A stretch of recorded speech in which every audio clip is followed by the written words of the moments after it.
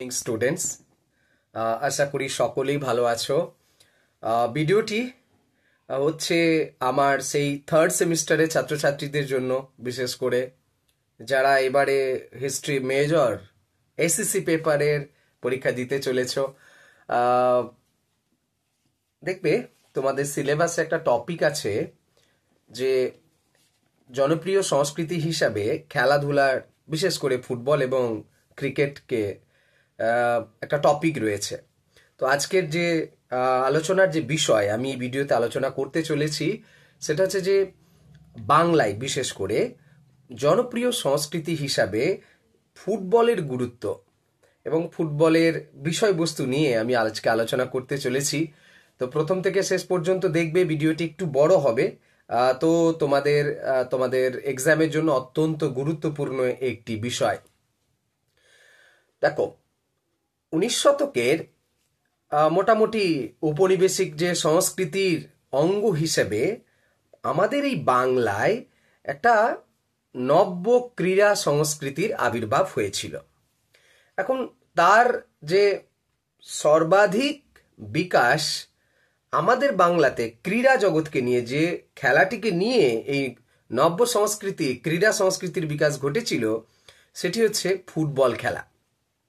প্রাথমিকভাবে আমরা একটু জেনে নিই যে আমাদের দেশে প্রাথমিকভাবে ফুটবল খেলা আর যে শুরুটা হচ্ছে 19 শতকের দ্বিতীয়ার্ধের প্রথম দিকে। এখন কারা খেলতো এই খেলা?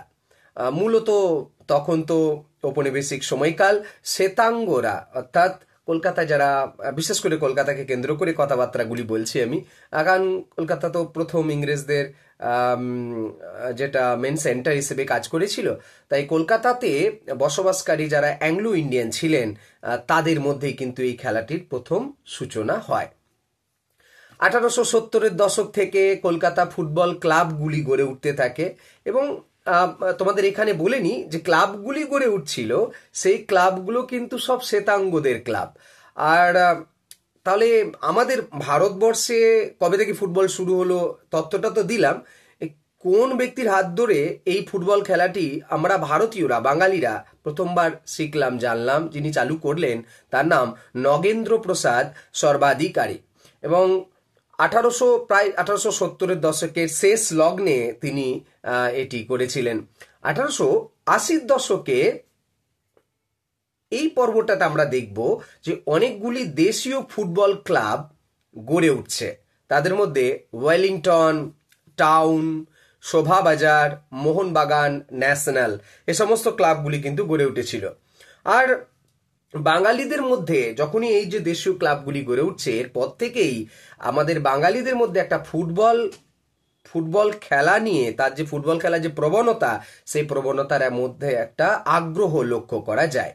তবে একটা কথা এই সময় মনে রাখবে যে এই যে 1880-র দশকের কথা বলা হচ্ছে, এই সময় দেশীয় যে ক্লাবগুলি ছিল সেই ক্লাবগুলি কিন্তু আমাদের কলকাতাতে যে ইউরোপিয়ান ক্লাবগুলি ছিল তাদের স্তর কিন্তু ছুঁতে পারেনি বা সেই স্তরে উঠে আসেনি। এবার আসি দ্বিতীয় একটি বিষয়, সেটা হচ্ছে যে এগিয়ে চললো। এবার আসি 1890 দশক। 1890-এর দশকে আমাদের দেশে প্রতিষ্ঠিত হলো ইন্ডিয়ান ফুটবল অ্যাসোসিয়েশন। এই প্রতিষ্ঠিত হওয়ার সঙ্গে সঙ্গে আমরা দেখব যে এই আইএফএ, ইন্ডিয়ান ফুটবল অ্যাসোসিয়েশন, নানা ধরনের প্রতিযোগিতা তারা আয়োজন করতে তারা শুরু করেছিলেন। ইতিপূর্বে ক্লাবগুলি কোন কোন প্রতিযোগিতা খেলতো? জেনারেলি দেখা যেত যে যারা দেশীয় রাজ্যের মহারাজা বা জমিদাররা, তারা জমিদারদের পৃষ্ঠপোষকতায় তৈরি হওয়া যে ফুটবল প্রতিযোগিতা হতো তাতে তারা পার্টিসিপেট করতেন। কিন্তু আমি আগে যেটা বললাম যে প্রথম পর্বে আমাদের দেশে, আমাদের যে কলকাতায় যে আমাদের দেশীয় যে ফুটবল ক্লাবগুলি, সেখানে কিন্তু অংশগ্রহণ করতে পারতো না। মূলত যে টুর্নামেন্টগুলো হতো সেটা হচ্ছে যে আইএফএ চ্যালেঞ্জ শিল্ড বা কলকাতা ফুটবল লিগের সর্বোচ্চ যে ডিভিশন, সেই ডিভিশনে দেশীয় ক্লাবগুলি কিন্তু কখনোই পার্টিসিপেট করতে পারতো না। দেশীয় খেলোয়াড়দের শ্বেতাঙ্গরা তারা নিজেরা ভাবতেনই না যে তাদের ময়দানে যে অন্যান্য বিদেশি ক্লাবগুলি ছিল, আমাদের দেশীয় ক্লাবগুলিকে তারা কখনো নিজেদের স্ট্যান্ডার্ডের মনে করতো না, যার ফলে তারা সুযোগও পেতেন না। আচ্ছা, এই সময়ে ফুটবল খেলার যে রেষারেষিটা হতো কাদের মধ্যে, মূলত শ্বেতাঙ্গদের ক্লাবের মধ্যে কিছুটা সামরিক যারা কাজ করতেন তাদের থেকে, মিলিটারিতে কাজ করছেন তাদের থেকে নিয়ে তারা যে টিম বানাতেন তাদের মধ্যেই দলগুলি সীমাবদ্ধ ছিল। এবং শ্বেতাঙ্গদের এই সময় দুটি বড় ক্লাবের নাম আমরা পাই, একটা হচ্ছে ক্যালকাটা ফুটবল ক্লাব আর একটা হচ্ছে ডালহৌসি অ্যাথলেটিক ক্লাব। এই দুটি ক্লাবের মধ্যেই কিন্তু প্রতিদ্বন্দ্বিতা কলকাতাতে বিশেষ করে বেশ জনপ্রিয় হয়েছিল। আমরা আরেকটু এগিয়ে আসি, এদিকে ধীরে ধীরে ভারতীয় বিশেষ করে দেশীয় যে ক্লাবগুলি আস্তে আস্তে জনপ্রিয়তা অর্জন করছে, তারা তাদের স্ট্যান্ডার্ডকে বাড়াচ্ছে এবং এটার প্রথম একটা ঝলক আমরা দেখতে পাচ্ছি, সেটা হচ্ছে 19 শতকের দ্বিতীয়ার্ধের মাঝামাঝি পর্বে।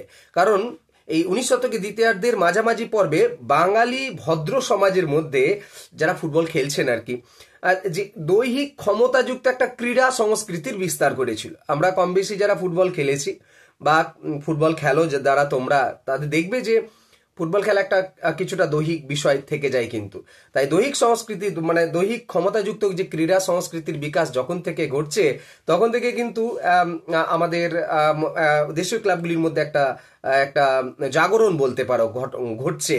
এবং এই সময়তে যে সমস্ত টুর্নামেন্টগুলো হচ্ছে, কুচবিহার কাপ, ট্রেডস কাপ, এগুলো মূলত দেশীয় যে ক্লাবগুলি আমি নাম বললাম প্রথমে, তারা অংশগ্রহণ করতেন। এখন এই প্রতিযোগিতাগুলিতে যে ক্লাবটি বেশি জনপ্রিয় হয়ে উঠছেন সেটা হচ্ছে ন্যাশনাল, এবং ন্যাশনাল বেশ জনপ্রিয় হয়ে উঠেছিল এই ক্লাবটি। আরেকটি যে ক্লাব আমাদের বাঙালি যে ক্রীড়া সংস্কৃতির কথা আমরা বলছি, সব থেকে গুরুত্বপূর্ণ ভূমিকা পালন করেছিল ক্রীড়া সংস্কৃতির বিকাশে ফুটবলে বিশেষ করে, সেটা হচ্ছে 1905 সালের একটি ঘটনার দ্বারা। 1905 সালে আমরা জানি বঙ্গভঙ্গ কার্যকর করার বছরে ওই সময় এই ঘটনাটি ঘটেছিল। সেই সময়কালে শক্তিশালী ফুটবল ক্লাব ডালহৌসি ক্লাবকে হারিয়ে গ্ল্যাডস্টোন কাপ জিতেছিল মোহনবাগান। এখন এই মোহনবাগানের জয়লাভের সঙ্গে সঙ্গে, ডালহৌসি ক্লাবকে পরাজিত করার সঙ্গে সঙ্গে আমাদের বাঙালিদের মধ্যে খালি পায়ে ফুটবল খেলার যে একটা দেশীয় যে রীতি, সেই রীতি কিন্তু ব্যাপকভাবে পপুলার হয়ে গেল। এবং মোহনবাগান এরপরে যে ঘটনাগুলো ঘটলো, যে মোহনবাগান ক্লাব একের পর এক সাফল্য পেতে শুরু করলো এবং আমরা দেখব 1909 সালে তারা IFA চ্যালেঞ্জ শিল্ডে অংশগ্রহণ করার পারমিশন পেয়ে গেল। আর এই সময় থেকেই আমাদের ময়দানের মধ্যে, কলকাতার যে ময়দান সংস্কৃতি, সেই ময়দানের মধ্যে একটা প্রতিদ্বন্দ্বিতার ভাব শুরু হয়ে গেল। প্রতিদ্বন্দ্বিতা কাদের মধ্যে? মোহনবাগানের সঙ্গে ওই যে অ্যাংলো ইন্ডিয়ান যে ক্লাবগুলি ছিল তাদের মধ্যে একটা প্রতিদ্বন্দ্বিতা ব্যাপার কিন্তু শুরু হয়ে গেল। আর 1911 সালে ঘটনা ঘটলো সেই ঐতিহাসিক মুহূর্ত, যে মুহূর্তটিতে মোহনবাগান ক্লাব IFA শিল্ড জয়লাভ করলো সমস্ত শ্বেতাঙ্গ দলগুলিকে হারিয়ে। আর এই জয়লাভ করার সঙ্গে সঙ্গেই আমাদের কলকাতাতে সহ ভারতবর্ষে এই যে প্রতিদ্বন্দ্বী মানসিকতা, মোহনবাগানের যে প্রতিদ্বন্দ্বী মানসিকতা জনগণের মধ্যে আরো তীব্রভাবে আকার ধারণ করলো। যদিও মোহনবাগানের এই জয়লাভ সম্পর্কে একটা বক্তব্য আছে, সেটা হচ্ছে যে মোহনবাগানের তরফ থেকে সুবেদার মেজর শৈলেন বসু তার বক্তব্যে বলেছেন যে এই মোহনবাগানের এই যে জয়, সেই জয়টা নিঃসন্দেহে ক্রীড়া জগতের ক্ষেত্রে তো গুরুত্বপূর্ণ ছিলই। উনি যেটা বলছেন, এর সঙ্গে যেটা হয়েছিল যে ক্রীড়া সাফল্যের মধ্যেও জাতীয়তাবাদী আদর্শের বিচ্ছুরণ বলা যেতে পারে। জাতীয়তাবাদী আদর্শের একটা প্রবল যে প্রভাব আমাদের জনমানসের মধ্যে আমরা কিন্তু দেখতে পেয়েছিলাম। ফলে মোহনবাগান আমরা দেখতে পাবো, মোহনবাগান এর এই জয়লাভ, IFA শিল্ড জয়লাভ করার সঙ্গে সঙ্গে মোহনবাগান এক ধরনের সাধারণ জাতীয়তাবাদের একটা প্রতীক হয়ে সামনে এসে গিয়েছিল। এবং এই জয়লাভের ফলে আপামর ভারতীয় যে জনসাধারণ, তারা আনন্দে আপ্লুত হয়ে পড়েছিলেন। কারণ আমরা জানি ওই সময় আমরা পরাধীন ছিলাম, কিন্তু মোহনবাগান বিদেশিদের দ্বারা পরিচালিত ওদের খেলোয়াড়দের পরাজিত করেছেন, যার ফলে একটা দেশের মধ্যে একটা যেটা বলেন আনন্দের এবং কিছুটা জাতীয়তাবাদ ভাবনা চিন্তা জাগরিত হওয়ার জন্য গুরুত্বপূর্ণ ভূমিকা পালন করেছিল এই সময়তে। আমরা দেখতে পাবো যে এই যে আনন্দের ভাগ, ওই সময় তথ্য থেকে জানা যায় যে জয়লাভের ফলে জাতি বর্ণ ধর্ম নির্বিশেষে সবাই আনন্দে পার্টিসিপেট করেছেন। 11 জন বলা হয় থেকে 11 জন প্লেয়ারের মধ্যে একজন খ্রিস্টান ছিলেন এবং তার মধ্যে 10 জনই হিন্দু সম্প্রদায়ের মানুষ ছিলেন। আর রেভারেন্ড সুধীর চ্যাটার্জি এই ভদ্রলোক প্লেয়ার যিনি একমাত্র বুট পরে খেলেছিলেন। তো ইনি মোহনবাগানের খ্রিশ্চানস মেম্বার ছিলেন প্লেয়ারদের মধ্যে, এবং শুধু যে এই হিন্দু কমিউনিটির মধ্যে নয়, যারা সংখ্যালঘু সম্প্রদায় বিশেষ করে মুসলিম সম্প্রদায়ের মধ্যেও মোহনবাগানের এই যে জয়লাভ, তাদের মধ্যেও একটা আনন্দের বিচ্ছুরণ ঘটেছিল। এর ফলে আমরা দেখতে পাবো যে পরপর মোহনবাগান ক্লাব একের পর এক টুর্নামেন্ট জয়লাভ করেছে, এবং 1915 সালে মোহনবাগান ক্লাব কলকাতা ফুটবল লিগের প্রথম ডিভিশনে উন্নীত হয়েছিল। এবং দেশীয় ফুটবল প্রেমীদের কাছে স্বদেশী যে ভাবনা এবং স্বদেশী ভাবনা, ফুটবল যে স্বদেশী যে মর্যাদা, সেটা কিন্তু মোহনবাগান আমাদের সামনে এনে উপস্থিত করেছিল। আর আমরা দেখতে পাবো যে এই সময় শ্বেতাঙ্গদের ক্লাবগুলির কাছে কলকাতা ময়দানে মোহনবাগান একটা অত্যন্ত প্রতিদ্বন্দ্বী ক্লাব হিসেবে আত্মপ্রকাশ করেছিল। বিশেষ করে ওই সময়তে ক্যালকাটা ফুটবল ক্লাব এবং মোহনবাগানের যে প্রতিদ্বন্দ্বিতা ওই সময় অত্যন্ত গুরুত্বপূর্ণ ভূমিকা পালন করেছিল। তো শুধু যে খেলার জেতা বা সাফল্য এই ব্যাপারটা নয়, আমরা এই সময় কিছু তথ্য পাই, সেখানে দেখতে পাই যে মোহনবাগান প্লেয়াররা বিদেশিদের যে খেলোয়াড়দের কিভাবে পর্যদস্তু করতো মাঠেতে, তার কিছু কিছু বিবরণ আমরা পেয়ে থাকি। বিশেষ করে মোহনবাগানের জার্সিতে হয়তো বড় কোনো টুর্নামেন্ট হয়তো সেভাবে জেতার সৌভাগ্য তার হয়নি। তা সেই ভদ্রলোকের নাম বিখ্যাত ফুটবল প্লেয়ার গোষ্ঠপাল, তিনি তার সম্পর্কে বিদেশি যে সমস্ত মিডিয়া ব্যাপকভাবে প্রশংসা করেছিলেন, এবং তাকে ভারতবর্ষের ফুটবলের চীনের দেওয়াল বলে চিহ্নিত করছে। ডিফেন্সের চীনের দেওয়াল, আমরা সবাই জানি চীনের দেওয়ালের সম্পর্কে। তো গোষ্ঠপালকে বলা হয়, বিদেশি মিডিয়ারা বলেছিলেন গোষ্ঠপালকে যে ভারতবর্ষে ফুটবলের দেওয়াল চীনের দেওয়াল। তো বলা হয়ে থাকে যে দৈহিক শক্তি দিয়ে প্রয়োগ করে ওই সময়কালে তিনি ভারতীয়রা ট্যাকেল করছেন বিদেশি ওই সমস্ত ফুটবলারদের। এবং একটা তথ্য আছে যে সন্তোষ দত্ত বলে একজন মোহনবাগানের প্লেয়ার ক্যালকাটা ক্লাবের উইলিয়ামসন্স এর ট্যাকেল করে নাক ভেঙে দিয়েছিলেন, এবং আরেকজন তুলসী দত্ত বলে যখন স্যান্ডেমেনিয়াম দলের বিদেশি একজন প্লেয়ারের পাঁজরের হাড় ভেঙে দিয়েছিলেন। তো কড়া চ্যালেঞ্জের মধ্যে তিনি ফেলে দিয়েছেন। অর্থাৎ বলার উদ্দেশ্য হচ্ছে এটাই যে শুধুমাত্র যে সিল কাপ জয় করছে এমন নয়, মাঠের মধ্যে বিদেশিদের যে ফেলে দেওয়ার ব্যাপার বা ট্যাকেল করার ব্যাপার এবং তাদেরকে গোল না দিতে দেওয়ার যে একটা প্রাচীর তৈরি করার বিষয়, এর মধ্যেও যারা দর্শকরা ছিলেন জনগণের মধ্যে একটা জাতীয়তাবাদী ভাবনা চিন্তা, একটা কোথাও না কোথাও জেতার একটা আনন্দ বিচ্ছুরণ ঘটাতে, বীর পুজো রূপে যাকে বলে বীর রূপে পূজিত হয়েছিলেন মোহনবাগান প্লেয়াররা। তো এরপরে আমরা একটা জিনিস দেখবো, সেটা হচ্ছে মোহনবাগানের ব্যাপারটা পরে, সেটা হচ্ছে যে 20 শতকের দ্বিতীয় দশক। এখন 20 শতকের দ্বিতীয় দশকে আরেকটি ফুটবল ক্লাবের আগমন হয়েছিল যার নাম ইস্ট বেঙ্গল। তো মূলত তোমাদের বলে রাখি যে ঘটি বাঙালির যে সাংস্কৃতিক দ্বন্দ্ব ক্রমে ক্রমে মাঠে সামাজিক পরিবেশের মধ্যেও কিন্তু প্রভাব কিন্তু লক্ষ্য করা গিয়েছিল। আচ্ছা, এই ইস্ট বেঙ্গল দলের উত্থান প্রসঙ্গে যে তথ্য আমরা পাই, সেখানে বলা হয়েছে যে অনেক প্লেয়ার মোহনবাগানে যারা খেলতেন তারা জন্মগতভাবে পূর্ববঙ্গের ছিলেন, এবং অনেক সময় বলা হয়েছে যে তাদের ছোটখাটো ভুলের কারণেও অনেক সময় তাদেরকে দোষারোপ করা হতো, যার ফলে একটু ছোট করে দেখা হতো। এবং গোষ্ঠপাল যার কথা বললাম তিনিও পূর্ববঙ্গেরই মানুষ ছিলেন। তো এটা একটা ম্যাচের কথা বলা হচ্ছে 1919 খ্রিস্টাব্দে কোচবিহার কাপ জোড়াবাগান বনাম মোহনবাগানের খেলার সময় কিছু ঘটনা ঘটে যায়, যেটা পূর্ববঙ্গীয় খেলোয়াড়দের একটু ছোট করে দেখার বা খারাপ ভাবে দেখার একটা প্রবণতা তৈরি হয়েছিল ওই সময়। এবং এরই পরিপ্রেক্ষিতে একটা প্রস্তুতি পর্ব শুরু হয়েছিলেন। ভদ্রলোক যিনি সামনে থেকে লিড করেছিলেন এই ক্লাব প্রতিষ্ঠা করার জন্য, সুরেশ চৌধুরী, এবং তার সঙ্গে উদ্যোগ নিয়ে তৈরি করেছেন নসা সেন এবং শৈলেশ বসু। এনাদেরকে সঙ্গে নিয়ে আমাদের কলকাতার অন্যতম দ্বিতীয় শক্তিশালী দল হিসেবে ইস্ট বেঙ্গলকে প্রতিষ্ঠা করেন 1920 সালের অগাস্ট মাসে। এর সঙ্গে যুক্ত হয়েছিলেন নানান ব্যক্তিত্ব, যেমন অধ্যাপক শারদারঞ্জন রায়, ভাগ্যকুলের জমিদার তরিত ভূষণ রায় সহ নানান মানুষেরা ইস্ট বেঙ্গল ক্লাবের সঙ্গে যুক্ত হয়েছিলেন। আমরা দেখতে পাবো যে তার মানে এটা নয় যে পূর্ববঙ্গের এবং পশ্চিমবঙ্গের এই যে ক্লাবের মধ্যে পরবর্তীকালে যেভাবে আমরা প্রতিদ্বন্দ্বিতা দেখতে পাই বা এখনো যেমন দেখতে পাই, সে ব্যাপারটা কিন্তু ওই সময় কিন্তু ওইভাবে কিন্তু ছিল না, শুধু ছিল সাংস্কৃতিক দিক দিয়ে একটা প্রতিদ্বন্দ্বিতা। তো ইস্ট বেঙ্গল ক্লাবের সঙ্গে মোহনবাগানের ক্লাবে যেমন প্রতিদ্বন্দ্বিতা, ইস্ট বেঙ্গল ক্লাবের সঙ্গে এরিয়ান এবং ইস্ট বেঙ্গল ক্লাবের সঙ্গে কুমারটুলি দলের ক্লাবের যে প্রতিযোগিতা, সেই সময় কিন্তু টক্করে প্রতিযোগিতা কিন্তু হতো। তবে এই যে রেসারেসির ব্যাপারটা যেটা বলছি, রেসারেসি ব্যাপারটা সব থেকে বেশি গুরুত্বপূর্ণ সামাজিক প্রভাব পড়েছিল সেটা হচ্ছে স্বাধীনতার পরে, যখন আমাদের দেশভাগ হয় এবং যে উদ্বাস্তু সমস্যা আমাদের দেশে দেখা গিয়েছিল, সেই সময় এর প্রভাব সব থেকে বেশি লক্ষ্য করা গিয়েছিল। আরেকটি ফুটবল ক্লাব সম্পর্কে এবার বলবো, কলকাতার ময়দানের অন্যতম গুরুত্বপূর্ণ একটি football club Mohammedan sporting club. তো 1930 খ্রিস্টাব্দের কলকাতায় তথা ভারতীয় ফুটবলে এই মোহামেডান স্পোর্টিং ক্লাবের আগমন, এবং পুরো দশকটা জুড়ে এই ফুটবল ক্লাবের একটা আধিপত্য আমরা লক্ষ্য করতে পারি। 19 শতকের শেষ লগ্নে মুসলিম সমাজের মধ্যে একটা যে নতুন যে সাংস্কৃতিক ক্রীড়াক্ষেত্রে বিশেষ করে ফুটবলের মধ্যে লক্ষ্য করা গিয়েছিল, সেটা এই মোহামেডান স্পোর্টিং ক্লাব হিসাবেই।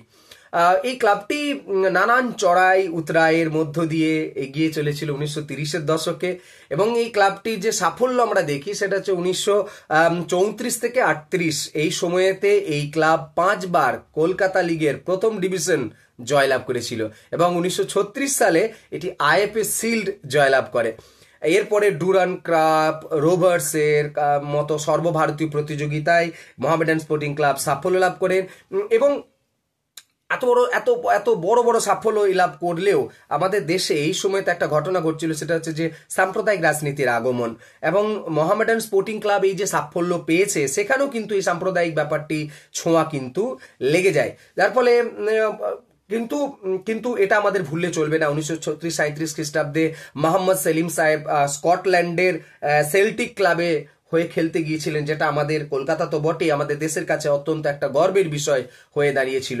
কিন্তু আমাদের দেশের মাটিতে এই যে সাম্প্রদায়িক রাজনীতির প্রভাবে মোহামেডান স্পোর্টিং ক্লাবের এই 30-এর দশকের যে সাফল্য হয়তো আরো উজ্জ্বল হতে পারতো যদি ওই সাম্প্রদায়িক ব্যাপারগুলি না থাকতো। যতটা মোহনবাগান যতটা ফেমাস হয়েছিল, বা যেভাবে তাদের মানে সার্বিকভাবে জনসমাজে যেভাবে প্রভাব ফেলতে পেরেছিল, মোহামেডান স্পোর্টিং ক্লাব সেভাবে কিন্তু প্রভাব ফেলতে পারেনি। তবে এটা একটা সত্যি কথা যে মোহামেডান ক্লাবের এই যে পপুলারিটি বেড়েছিল এই দশকেতে, এর ফলে আমাদের কলকাতাতে যে ইউরোপীয় যে ক্লাবগুলি ছিল তারা কিন্তু মানে রীতিমতো টেনশন নিয়ে ফেলেছিলেন, এবং আস্তে আস্তে যে তাদের বিদায় ঘন্টা বাজতে শুরু হয়ে গিয়েছে এটা কিন্তু তারা বুঝতে পেরে গিয়েছিলেন।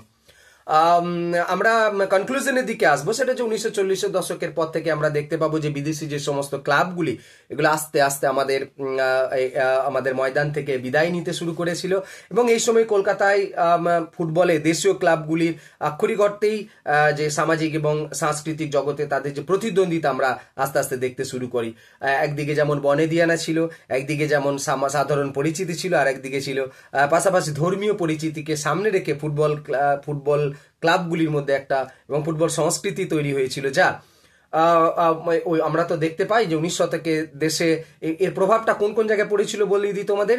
যে 19 শতকে আমরা সাধারণত দেখি কি যে শিক্ষিত সমাজের মধ্যে ফুটবল খেলাটা বেশি প্রচলিত ছিল, কিন্তু এবার দেখতে পাবো যে অচিরেই এই ফুটবল খেলা সাধারণ মানুষের মধ্যে আস্তে আস্তে এটা একটা গণক্রীড়ায় পরিণত হতে থাকে। তো সার্বিকভাবে বাঙালি সমাজ তার যে মানে উদ্দোলিত হয় 20 শতকের সূচনা থেকেই বলা যেতে পারে।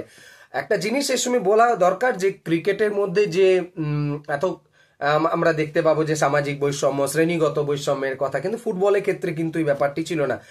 ওই সময় ঔপনিবেশিক সময়কালে যে জিনিসটা ছিল সেটা হচ্ছে যে শ্বেতাঙ্গ আর অশ্বেতাঙ্গদের মধ্যে প্রতিদ্বন্দ্বিতা, তো সেই বিভাজন ব্যাপারটা কিন্তু ছিল না। 1930-এর দশকে যে সাম্প্রদায়িক ব্যাপারটা কলকাতা ফুটবল ময়দানেতে এবং ভারতীয় ফুটবল সংস্কৃতিতে আসে ছোঁয়া লেগেছিল, এটা সত্যি কথা। 1940-এর দশকে আমরা দেখেছি যে সাম্প্রদায়িক ব্যাপারটা আরো জটিল হয়ে গিয়েছিল, এবং সেখানে আমরা দেখবো যে বিভাজন, ধর্মীয় আঞ্চলিকতাকে কেন্দ্র করে নানান ধরনের ঘটনা ঘটছিল।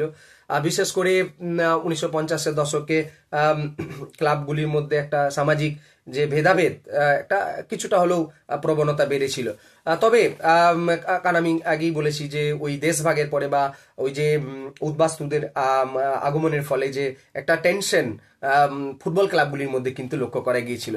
যাই হোক, এই খেলা ভারতবর্ষের মানে বিশেষ করে ফুটবল খেলা ঔপনিবেশিক সময়কালে ভারতবর্ষের আমাদের দেশের জনগণ, বিশেষ করে বাঙালি এবং আমাদের বাঙালি জনগণের মধ্যে একটা যে গণসংস্কৃতি হিসাবে প্রসারিত হয়েছিল, একথা বলার অপেক্ষা মানে একথা বলার একদম নিঃসন্দেহে দাবি করা যায় যে এটা একটা গণসংস্কৃতিতে পরিণত হয়েছিল।